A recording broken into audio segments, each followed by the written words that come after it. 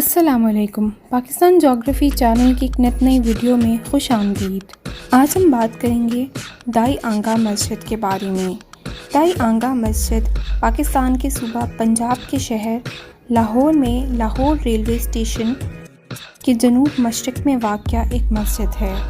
کہا جاتا ہے کہ یہ مسجد 1635 میں مغل شہنشاہ شاہ جہاں کی نرس دائی آنگا کے اعزاز میں بنائی گئی تھی۔ زیب النساء کے نام سے پیدا ہونے والی دائی آنگا کو شاہی خاندان میں بہت عزت دی جاتی تھی۔ کہا جاتا ہے کہ یہ مسجد ان کی طرف سے بنائی گئی تھی اور حج کے لیے ان کی روانگی سے قبل بنائی گئی۔ ان کے خاندان کا مغل سلطنت سے گہرا تعلق تھا۔ اس کے شوہر مراد خان نے بیکانیر کے مجسٹریٹ کے طور پر شہنشاہ جہانگیر کی خدمت کی اور اس کا بیٹا محمد راشد خان سلطنت کا بہترین تیر انداز تھا۔ وہ شاہ جہاں کے بڑے بیٹے دارا شکوہ کی خدمت میں لڑتے ہوئے مر گیا۔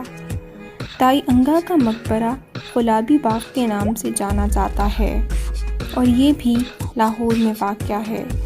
کہا جاتا ہے کہ یہ مسجد 1635 میں تعمیر کی گئی، تاہم مسجد میں لکھی تحریر کے مطابق کہا جاتا ہے کہ یہ 1649 کی ہے۔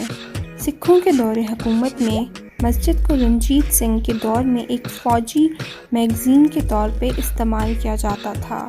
برطانوی راج کے دوران مسجد کو ریلوے انتظامیہ کے دفاتر میں تبدیل کر دیا گیا۔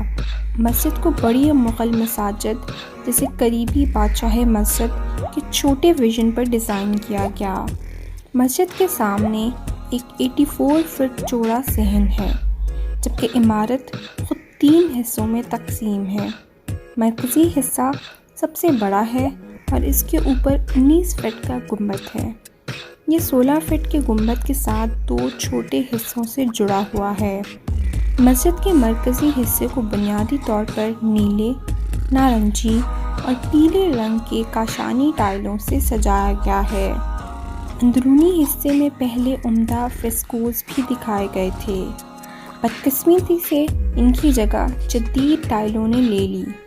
مسجد کے بیرونی حصے کو باریک ٹائلوں سے مزین کیا گیا۔ جو وزیر خان مسجد بھی ٹائلوں سے مماثلت رکھتا ہے۔ یہ تھی دائی آنگا مسجد لاہور کے بارے میں چند اہم معلومات۔